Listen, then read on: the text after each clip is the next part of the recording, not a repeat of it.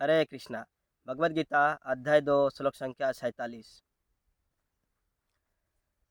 कर्मण्यवाधिकारस्ते मा फलेषु कदाचन मा कर्मफल हेतुर्भूः मा ते संगस्तु कर्मणि। श्लोक अनुवाद इस प्रकार है। तुम्हें अपना कर्म करने का अधिकार है, किंतु कर्म के फलों के तुम अधिकारी नहीं हो। तुम ना तो कभी अपने आप को अपने कर्मों के फलों का कारण मानो, ना ही कर्म ना करने में कभी आसक्त हो। ये जो श्लोक है, ये बहुत ही महत्वपूर्ण श्लोक है, क्योंकि इस श्लोक का बहुत सारे जो लोग सो कॉल्ड विद्वान होते हैं या जो टीकाकार होते हैं, इसका गलत मतलब निकालते हैं।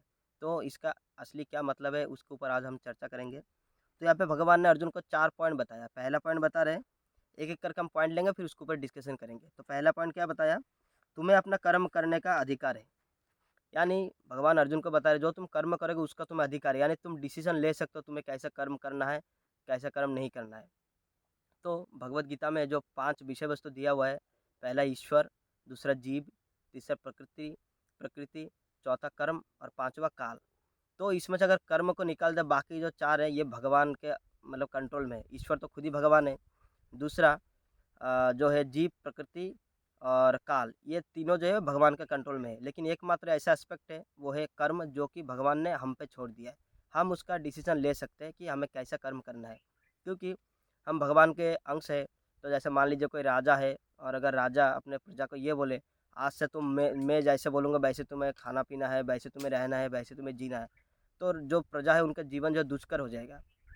इसीलिए अच्छा राजा वो होता है जो अपने प्रजा को फ्री विल दे, ठीक है तुम अपने हिसाब से कर्म करो, जैसा तुम्हें जीना है वैसे तुम जियो, कोई असुविधा नहीं है। लेकिन जो रिजल्ट है वो भी उस अकॉर्डिंगली आएगा। तो ये एक होता है, ताकि लोग डिसीजन ले पाए हमें क्या करना है नहीं करना है, हमेशा डर डर के नहीं जीना पड़ेगा। इसीलिए भगवान ने भी जीवात्माओं को फ्री विल दिया है कि हम अपने हिसाब से कर्म कर पाए। लेकिन जो कर्म का नियम है, जैसा करोगे वैसा भरोगे, यानी जैसा हम कर्म करेंगे वैसा हमें फल मिलेगा। तो हम यहाँ पे डिसीज़न ले सकते हैं। अगर हमें भगवान ज़बरदस्ती कोई काम कराएँगे, नहीं हर किसी को भक्त बनना है, कोई अभक्त नहीं बन सकता, हर किसी को प्रसादी खाना है, तो ये हमारे ऊपर एक तरीके से प्रेशर हो जाएगा।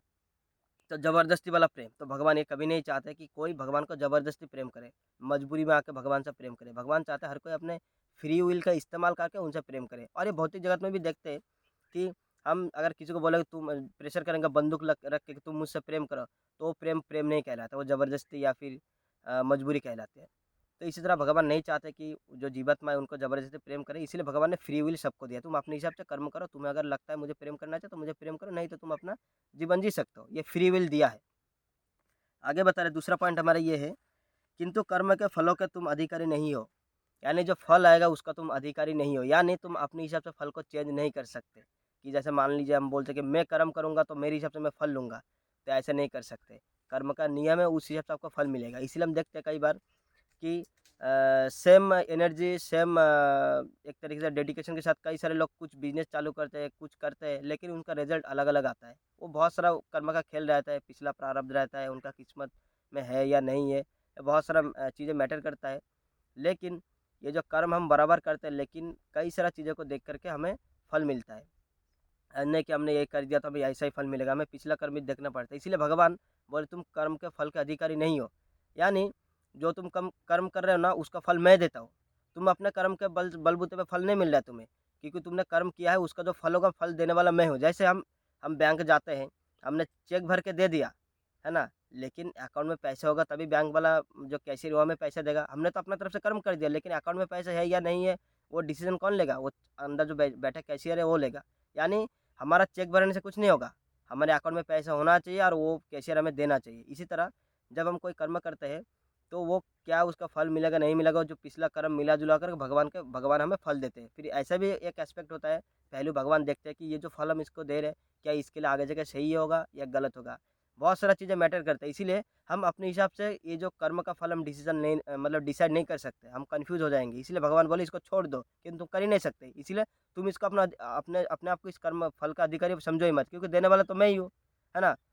जो आप कर्म करो उसका फल तो मैं ही दूँगा आपको, तो आप अपने आप को अधिकारी कैसे समझ रहे हैं? तो इसीलिए भगवान यहाँ पे बता रहे हैं अपने आप को अधिकारी मत समझो। तीसरे पॉइंट में बता रहे हैं, तुम ना तो कभी अपने आप को अपने कर्म फलों का कारण मानो। यानी ये मिलता-जुलता पॉइंट है। कह रहे तुम अपने आप को कर्म फल के कारण मत मानो। जैसे मान लीजिए हम लोग कुछ काम करते हमें लगता है कि हाँ, ये मेरे मेहनत से हुआ है, ऐसा नहीं होता। वो भगवान देते हैं।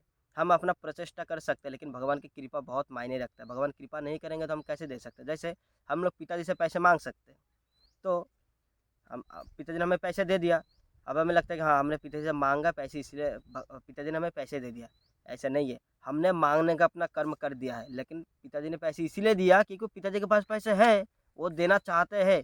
अगर वो नहीं देना चाहेंगे तो हमारे माँगने से, नहीं माँगने से कोई फ़र्क नहीं पड़ने वाला। पिताजी देना चाहते तभी हमें वो फल मिला है, यानी वो पैसे जो मिला हमें, वो हम निमित्त मात्र कारण है ना? निमित्त मात्र कारण है, लेकिन जो असली कारण है वो पिताजी, क्योंकि उन्होंने पैसे कमाया, उन्होंने उन्होंने इच्छा किया तभी उन्होंने दिया।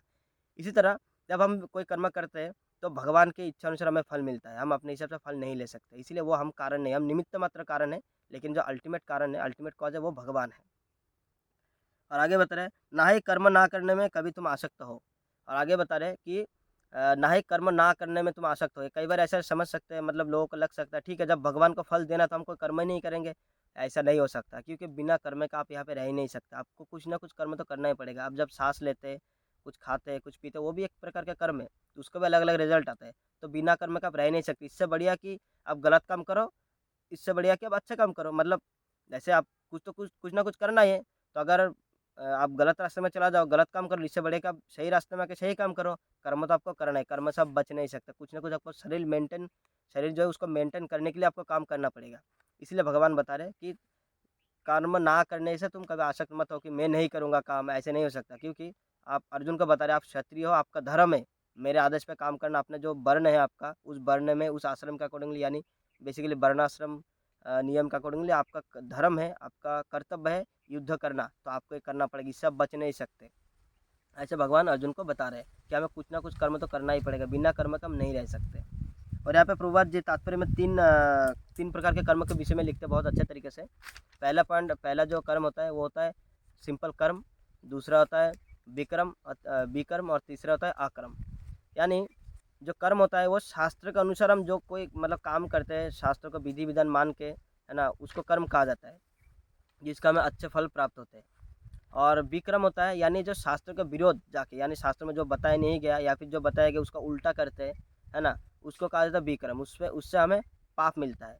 और एक होता है अकर्म, यानी ये हम कोई किसी भी प्रकार का फल की आशा ना करके भगवान को समर्पित होते हुए जो काम करते हैं, बेसिकली भक्ति, उसका कोई फल हमें नहीं मिलता। अब देखिए तीनों काम में से जो तीसरा वाला यानी जो अकर्म है वो सबसे बेटर है, वो सबसे बेस्ट है। क्योंकि ये जो दोनों पहले के हैं, जो कर्म और विक्रम, ये दोनों ही आपको फल देता है। कर्म आपको अच्छा फल देगा और विक्रम आपको बुरा फल देगा। और ये दोनों ही फल हमें इस भौतिक ब्रह्मांड में बांध देते हैं। जैसे कोई किसी ने कर्म कर लिया, मान लीजिए उसने पूजा यज्ञ वगैरह किया स्वर्ग जाने का, तो वो सब स्वर्ग चले गए। अब क्या होगा, उनके पास जितना पुण्य था, स्वर्ग में धीरे धीरे के पुण्य का जो मीटर है वो डाउन हो जाएगा, खत्म होता जाएगा। जैसे उनका पुण्य खत्म हो गया, फिर दोबारा से उनको इस धराधाम में जन्म लेना पड़ेगा। तो क्या हुआ, उनका जो इस मानव जीवन का जो अल्टीमेट डेस्टिनेशन था, भगवत धाम वापस जाना, भगवान की भक्ति करना, वो नहीं हो पाया, क्योंकि उन्होंने कर्मकांड करके स्वर्ग चले गए। उनको जाना था गोलोक धाम, वो चले गए स्वर्ग, जो कि उनका अल्टीमेट डेस्टिनेशन नहीं है। वहाँ से फिर धराधाम में आना पड़ेगा, तो वहाँ पे बंद गए। और जो विक्रम करेगा वो तो नरक में जाएगा ही जाएगा, वो भी भौतिक ब्रह्मांड का पार्ट है। ये जो दोनों काम है, दोनों कर्म है, कर्म और विक्रम, ये हमको पूरा भौतिक ब्रह्मांड में बांधता है। स्वर्ग जो है वो भौतिक ब्रह्मांड के अंदर में ही आता है। जैसे मान लीजिए कोई जेल है ना, जेल है, स्वर्ग जैसे मान लीजिए अपर सेल है और जो नरक है वो लोअर सेल है, लेकिन है दोनों जेल के अंदर, इस भौतिक ब्रह्मांड का अंदर ही है स्वर्ग भी। तो स्वर्ग जाना अल्टीमेट डेस्टिनेशन नहीं है मनुष्य जीवन का।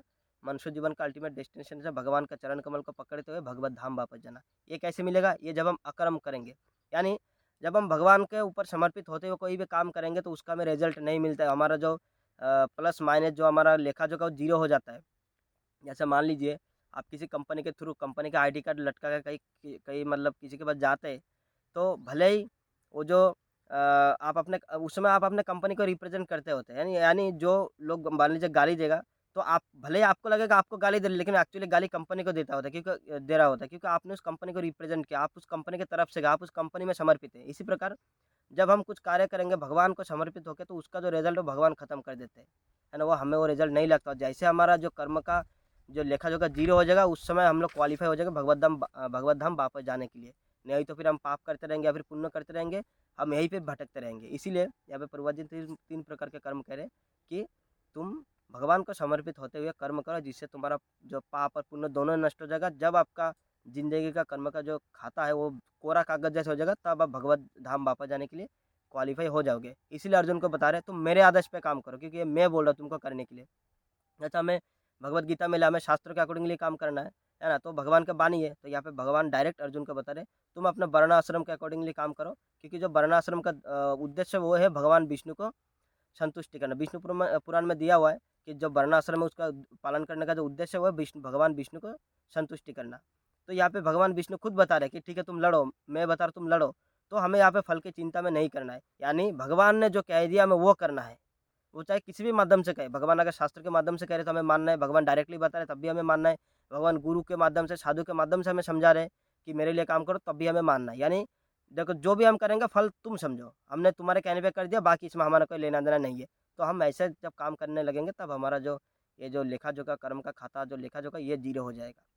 इसके अलावा अगर हम अपने हिसाब से सकाम कर्म करेंगे, पुण्य का काम या पाप कर्म जो भी करेंगे, वो हमारे कहीं न कहीं अच्छे कर्म या बुरे कर्म में गिनती हो जाएगा, फिर उसका हमें फल भुगतना पड़ेगा।